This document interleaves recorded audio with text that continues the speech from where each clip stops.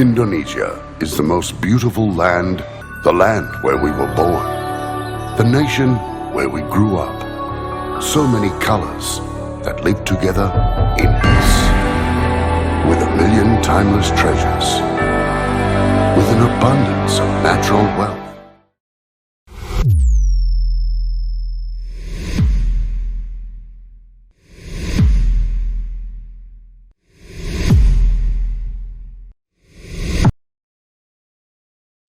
Halo Sobat ASN, kali ini kita akan membahas tentang wawasan kebangsaan. Apa sih wawasan kebangsaan?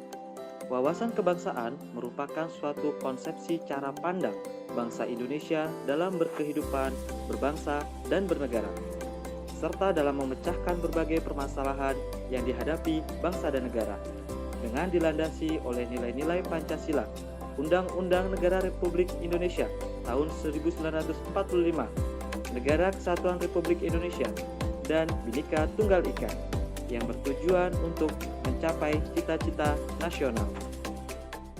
Untuk memiliki konsepsi dan cara pandang yang menerangkan tentang wawasan kebangsaan, terlebih dahulu kita perlu memahami sejarah perjuangan kemerdekaan bangsa Indonesia. Perjuangan pergerakan kemerdekaan Indonesia dimulai secara masif melalui terbentuknya organisasi Budi Utomo pada tanggal 20 Mei 1908 yang diprakarsai oleh Dr. Sutomo.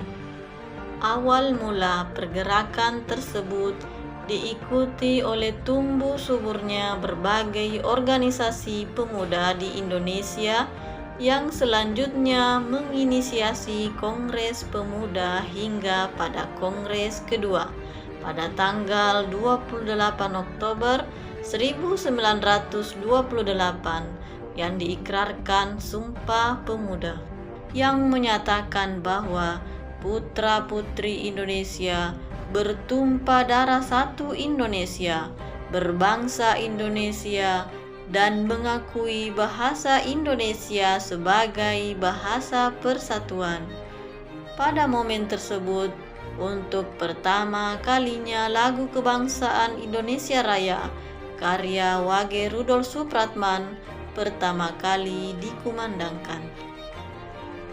Kemudian perjuangan pergerakan bangsa Indonesia selanjutnya diakselerasi dengan dibentuknya Badan Penyelidikan Usaha Persiapan Kemerdekaan Indonesia pada tanggal 1 Maret 1945 dan Panitia Persiapan Kemerdekaan Indonesia pada tanggal 7 Agustus 1945.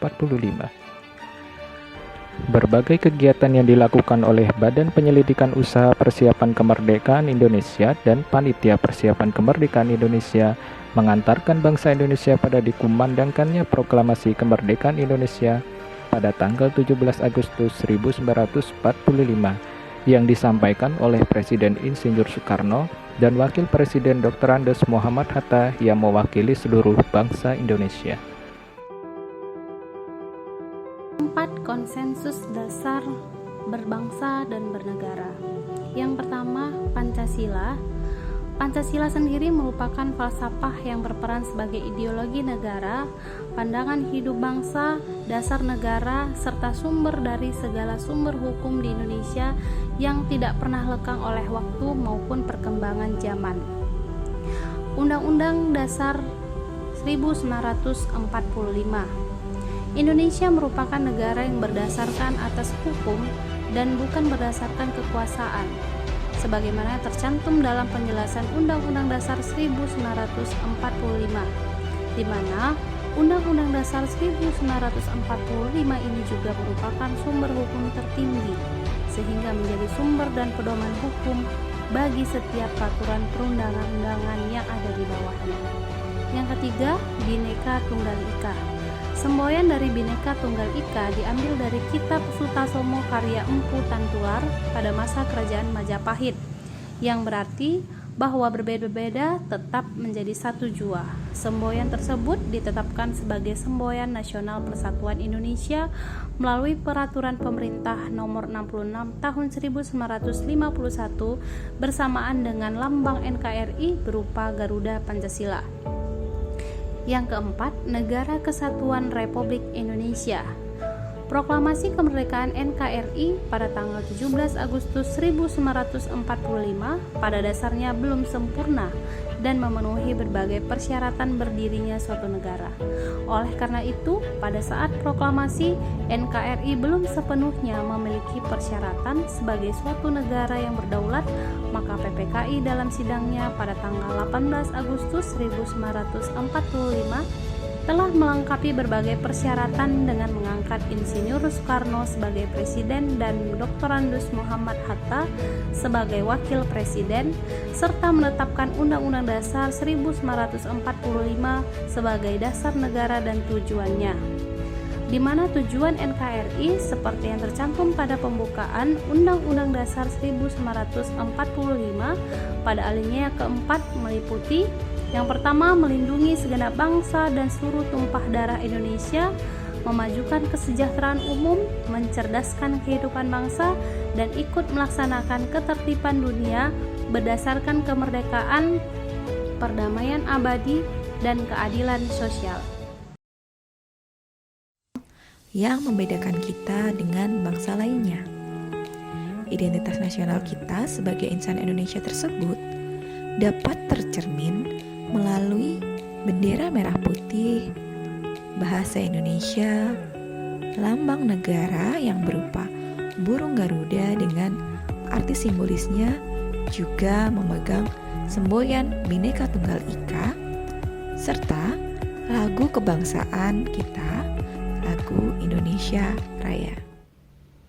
Implikasi penerapan dan pemantapan nilai-nilai wawasan kebangsaan bagi aparatur sipil negara sebagaimana dalam Undang-Undang Dasar Negara Republik Indonesia tahun 1945 alinea keempat, maka setiap ASN diharapkan untuk selalu profesional, bebas intervensi politik, bebas dari korupsi, kolusi, dan nepotisme, juga mampu menjadi pelaksana kebijakan publik, pelayan publik bagi masyarakat, serta menjalankan peran sebagai perekat kesatuan dan persatuan bangsa.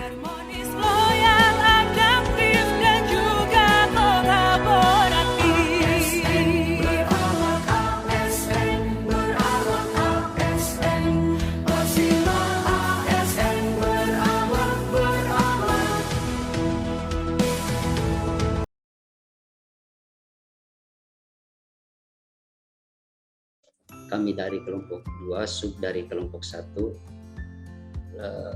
Latsar, angkatan ke-57 tahun 2022. Adapun paparan materi yang akan kami bawakan ialah isu kontemporer, yang dimana tema yang kami angkat ialah media, informasi, dan teknologi. Jadi ada beberapa hal yang melatar belakangi kami mengambil tema tersebut. Yang pertama ialah persoalan terhadap masyarakat. Yang kedua ialah persoalan terhadap akses informasi dan teknologi. Yang ketiga ialah persoalan budget. Keempat ialah media sosial.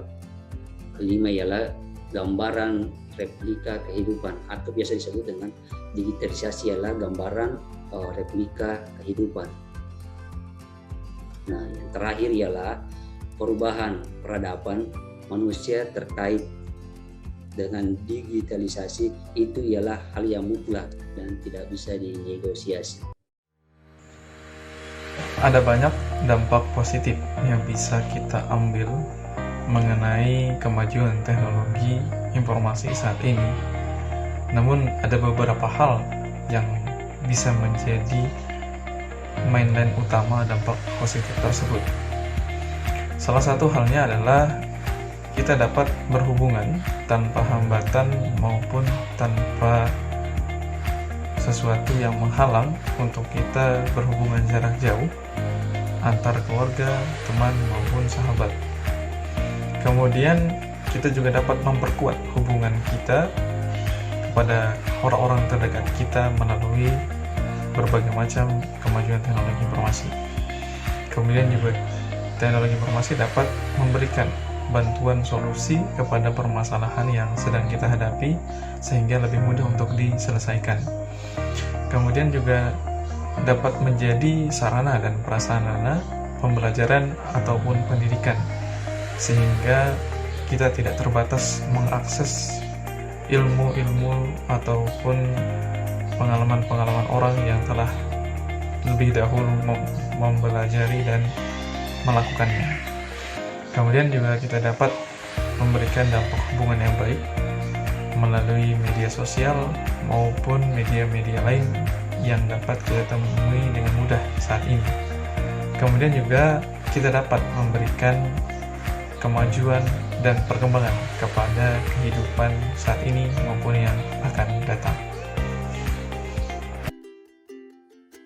Selain memberikan dampak yang positif, perkembangan teknologi informasi juga memberikan dampak yang negatif. Dampak negatif tersebut muncul akibat dari penyalahgunaan orang-orang yang tidak bertanggung jawab. Dampak negatif tersebut antara lain adalah yang pertama, perubahan dalam berkomunikasi. Perubahan yang paling terlihat dari perkembangan teknologi ini adalah orang-orang cenderung memilih berkomunikasi secara online menggunakan handphone daripada bertatap muka secara langsung. Yang kedua adalah kehilangan kemampuan dalam berbaur dengan masyarakat dan cenderung nyaman dengan kehidupan online. Yang ketiga adalah pelanggaran hak cipta, meliputi pembajakan software, pemakaian hingga penggandaan tanpa seizin pembuat karya. Yang keempat adalah kejahatan di internet. Kejahatan ini tidak mengenal batas negara dan juga teritori, sehingga dapat dilakukan kapanpun dan dimanapun, dan juga bersifat ilegal. Kemudian yang kelima adalah penyebaran malware. Malware ini ditujukan untuk membobol sistem operasi maupun merusak software. Yang keenam dan terakhir adalah maraknya konten pornografi serta tayangan kekerasan yang sangat mudah diakses oleh masyarakat secara luas, serta banyaknya judi maupun penipuan secara online yang banyak sekali memakan korban di dunia online. Akibat dampak negatif yang disebabkan oleh perkembangan teknologi, berikut ini merupakan model yang digunakan untuk meminimalisir dampak negatif tersebut. Yang pertama adalah metode kompeten. Metode kompeten ini memiliki cara kerja bagaimana kita sebagai individu menerapkan dan mengembangkan skill dan soft skill kita dan serta kemampuan literasi kita agar mampu beradaptasi dengan perkembangan teknologi. Yang kedua adalah metode emosional, bagaimana kita sebagai individu harus mampu menjaga emosional kita agar selalu stabil, agar tidak mudah terprovokasi atas berita-berita yang tidak bermanfaat. Yang ketiga adalah metode sosial, bagaimana kita sebagai individu harus bisa berbaur dan berinteraksi dengan kehidupan sosial kita, bermasyarakat.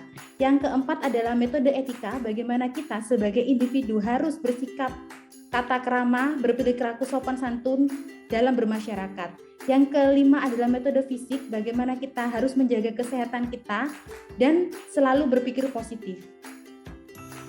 Dari pemaparan yang telah disampaikan, dapat disimpulkan bahwa pemanfaatan teknologi informasi menjadi salah satu isu kontemporer yang dapat mempengaruhi perubahan lingkungan strategis. Teknologi informasi yang berkembang dapat memberikan dampak positif seperti dapat menjalin komunikasi yang memperkuat hubungan jarak jauh hingga perannya untuk pendidikan.